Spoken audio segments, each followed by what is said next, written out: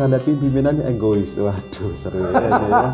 Bagaimana menghadapi pimpinan yang egois? Pimpinan perusahaan yang egois, oke. Ya, versinya Pak Denny sama versi saya mungkin agak sedikit atau mungkin Baik. sedikit beda ya. Pimpinan yang egois itu jadi begini ya Bapak Ibu. Pendekatan, jadi pertama nih, kita harus paham bahwa masalah karakter pribadi itu berbeda-beda setiap orang. Kita tidak bisa memaksakan karakter itu harus seperti ini, si A, si B, si C. Ada mungkin pandangan yang menyatakan bahwa sebaiknya begini, sebaiknya begitu, ya memang bisa-bisa saja. Tapi memang faktanya di dunia ini setiap orang, saya dan Pak Yunus saja berbeda karakternya. Saya mungkin lebih egois dari Pak Yunus misalkan dan sebagainya. Tetapi itu sesuatu yang harus kita terima sebagai sebuah kekurangan dan kelebihan atau keunikan dari karakter setiap orang.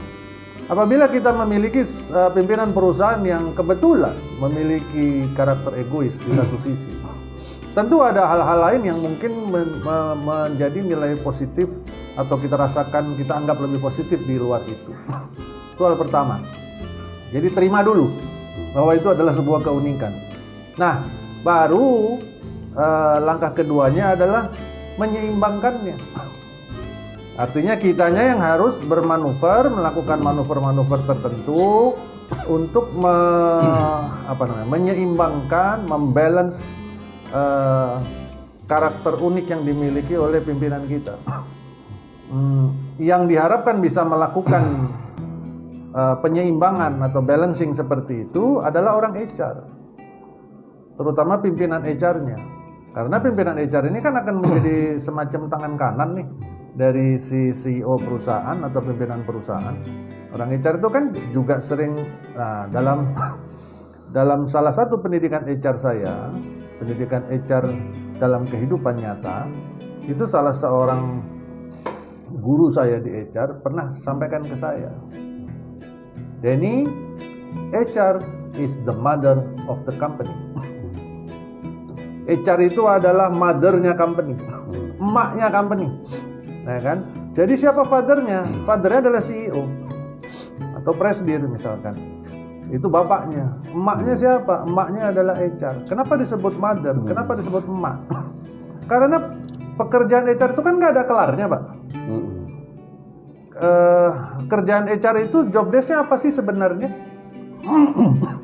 Job desk-nya pekerjaan HR yang benar, yang ideal menurut saya adalah cuman satu, melakukan pekerjaan yang tidak dilakukan oleh departemen lain. Begitu kan? Karena HR di samping ngurusin masalah payroll, kehadiran, disiplin, karyawan, serikat, dia ngurusin sampah, ya kan? Ngurusin local community, ada preman datang, HR juga suruh ngadepin, ada pemerintah datang, HR suruh ngadepin, ya kan? Nanti ada tabrakan, ada ini, HR yang suruh ngadepin. Terus semua ada apapun yang kejadian yang tidak di cover sama operation, production, sales, accounting, itu HR yang ngadepin. Maka HR ada melakukan pekerjaan yang hampir sama seperti tempat sampah. HR itu melakukan semua pekerjaan yang tidak dilakukan oleh departemen lain. Ilustrasinya sama seperti ibu-ibu kita di rumah. Emak-emak kita di rumah ini, ibu kita di rumah itu pekerjaannya kan nggak pernah berhenti. Dari mulai bangun tidur melek matanya sampai nanti mau tidur lagi, itu kerjanya nggak kelar-kelar. Kalau kerjaan kita sebagai anak, bangun tidur disuruh beres-beres tempat tidur, suruh ngosek kamar mandi misalkan, suruh nyuci mobil, suruh nyapu, ngepel dan sebagainya, nyuci baju. Selepas itu kita pergi, udah kita nggak peduli kan isi rumah kayak apa. Tapi ibu kita di rumah nggak kelar kerjanya terus. Begitu kita pulang dari sekolah, dari bekerja, kalau kita masih tinggal sama orang tua, kita tinggal nyantai kan, tidur, nyantai nonton TV, nggak peduli, nggak ngurusin rumah. Nanti kalau sore ngidupin lampu siapa? Mak juga, ya kan? Terus ngurusin apa lagi? Ada sampah kececeran, mak lagi, kan gitu. Nanti tiba-tiba mati lampu, mak lagi yang ngurusin gitu. Nah, itulah the mother of the company. Itulah HR. Ilustrasinya. Maka tadi kita ngomongin apa sih? Oh iya, egois. Nah, sampai melenceng nih kemana-mana nih. Mohon maaf nih, ya kan? Maka sebagai emak, dia kan akan mendampingi si bapak nih. Jadi dia menjadi tangan kanannya si bapak. Tanda kutip dia sering juga disebut sebagai penasehat misalkan, advisor atau apa, sering diminta masukannya, opininya dan sebagainya. Maka si tangan kanan ini, si HR, dia harus mampu menyeimbangkan kelakuan atau karakter unik dari si bapak. Ya kan? Kalau si bapaknya ini misalkan temperamen tinggi dan sebagainya, masa iya si emak mau nyaingin? Tinggi mana lu sama gua? Sembarangan lu ya. Lu pikir gua nggak bisa marah-marah juga? Nah, bukan begitu caranya kan? Maka si emak pasti akan menyeimbangkan. Kalau bapaknya lagi temperamen yang tinggi, maka dia pasti akan ngambil bawahnya. Tenang pak, tenang. Ntar gua tembak aja dia, gitu misalkan. Nah, kayak kejadian minggu lalu ada yang tembak-tembakan kan? Tuh, nah, jadi keseimbangan ini akan terjadi.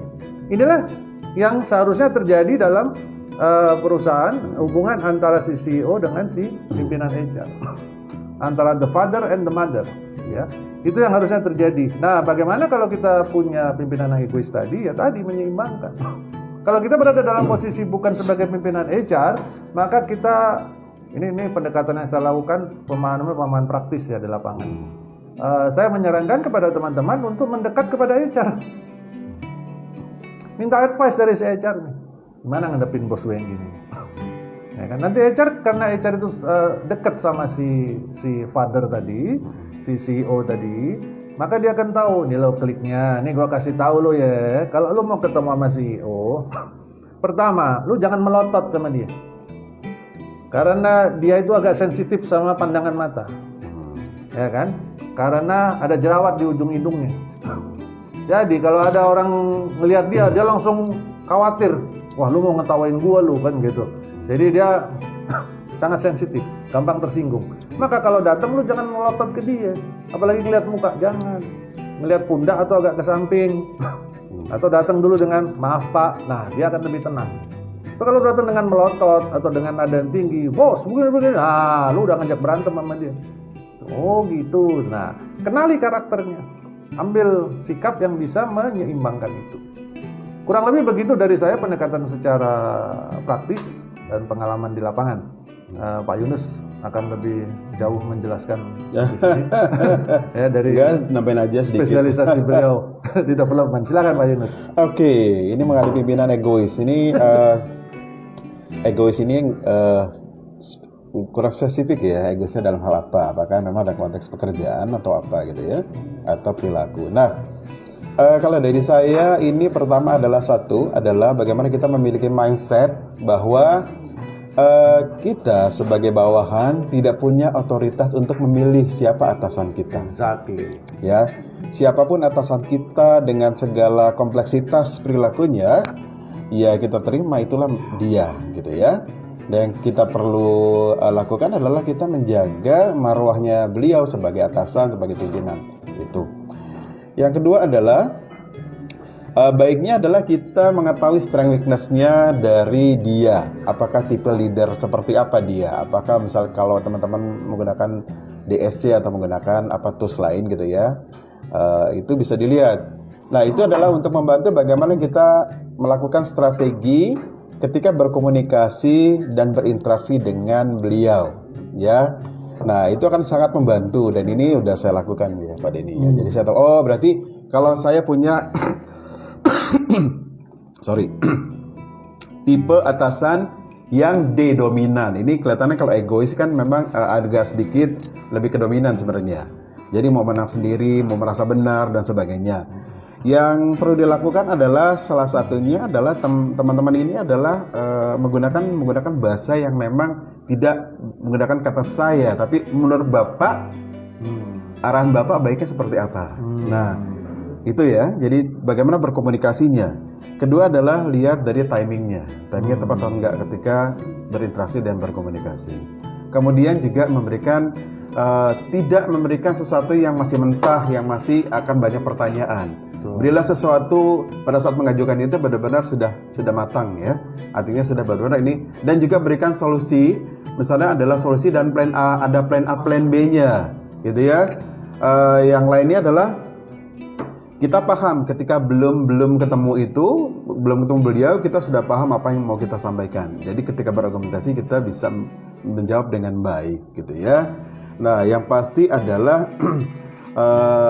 orang-orang pimpinan-pimpinan yang egois, yang memang temperamental dan sebagainya, ini adalah mereka biasanya adalah speak dengan data fakta yang jelas. Gitu. Artinya tidak suka bertele-tele, tidak suka berbasa-basi, gitu ya, langsung to the point, gitu ya. Kemudian mau cari hasilnya apa, solusinya mana, pokoknya maunya saya seperti ini. Jadi memang identik dengan egois sih sebenarnya, cenderung egois dan mau menang sendiri ya, dan cenderung tidak mau menerima pendapat orang lain. Tapi nggak apa-apa, artinya kita naikkan pride-nya dengan bilang, Pak, menurut Bapak baiknya seperti apa? Pak, boleh minta arahan? Ini yang sudah saya ajukan ini. Walaupun kita tahu sebenarnya itu adalah ide kita gitu sebagai fine, nggak apa-apa. Karena bagaimanapun juga beliau adalah pimpinan, beliau adalah atasan, gitu ya. Nah, itu beberapa hal yang memang kalau teman-teman lebih ini lagi, coba teman-teman lihat strength weakness-nya, tahu tipenya. Rasanya kalau egois pasti kalau di DSC itu tipenya D. D-nya kuat biasanya. D-nya kuat. D-nya kuat itu biasanya kan maunya menang sendiri, maunya berkompetisi, maunya karena mengambil keputusannya cepat gitu dan sebagainya. Dan jadi memang ya kalau egois pasti ada di sana, cukup kuat sih ya. Kalau tipe yang ini kalau menurut saya sih di dominans. Nah, khusus mengenai pride tadi Pak Yunus ya. Ini ada pengalaman yang selama ini saya lakukan.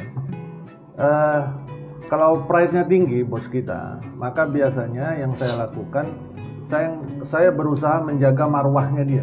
Ya, marwahnya dia harus dijaga tuh.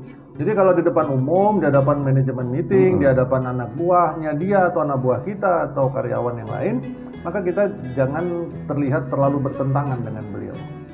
Jangan dilawan di sana. Kalau ada sesuatu yang perlu kita lawan, maka yang harus kita lakukan adalah, ini yang saya selalu lakukan adalah minta waktu one on one. Jadi saya minta waktu. Misalkan dia tanya, Dan, what do you think? Gitu. Terus saya bilang, wah, ini kalau saya ngomong, I think, nanti jadi ribut nih. Karena my opinion bisa saja against his opinion.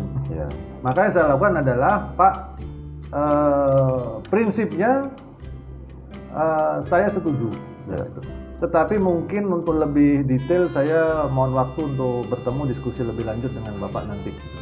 Oke, seperti itu. Udah, dia senang kan? Seperti apalagi gunakan kalimat yang tadi Pak Yunus contohkan untuk mendapatkan banyak arahan dari Bapak. Padahal di dalamnya saya mau ngelawan dia nanti, gitu kan?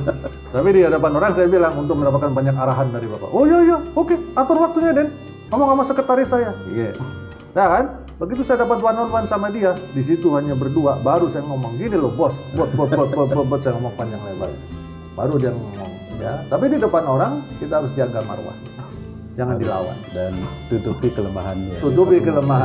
Nah sehingga setelah saya ngobrol berdua terus dia bilang, ujungnya dia bilang, berarti gue salah ya Den, gitu kan?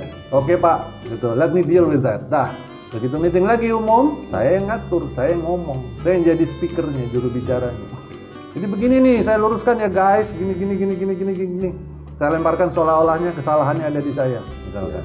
Kemarin tuh saya berpikir begini sehingga saya dapat masukan banyak dari beliau gini, padahal beliau yang saya masukin gitu kan, beliau oh ya, oke. Wow, dia senang tuh kalau kayak gitu tuh. Gitu ya kalau punya pimpinan ya. Jadi ya, tambahan dari saya adalah ini, ketika misalnya kita tahu bahwa memang belum berhasil apa yang kita lakukan, jadi lakukan oleh teman-teman, coba lakukan adalah dengan mencari siapa sih orang yang beliau percaya. Nah, berikan, sampaikan apa yang teman-teman inginkan untuk bagaimana membantu, memberikan masukan kepada beliau, artinya memberikan pencerahan sehingga beliau lebih bisa memahami. Nah, itu butuh adalah orang ketiga yang membantu bagaimana menggeser filter deletionnya yang tadinya fokus kepada egoismenya dia.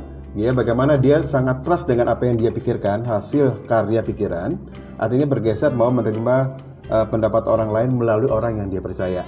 Sebenarnya itu kan usulan-usulan suara dari kita. Nah, kira-kira gitu ya. Mudah-mudahan ini membantu juga.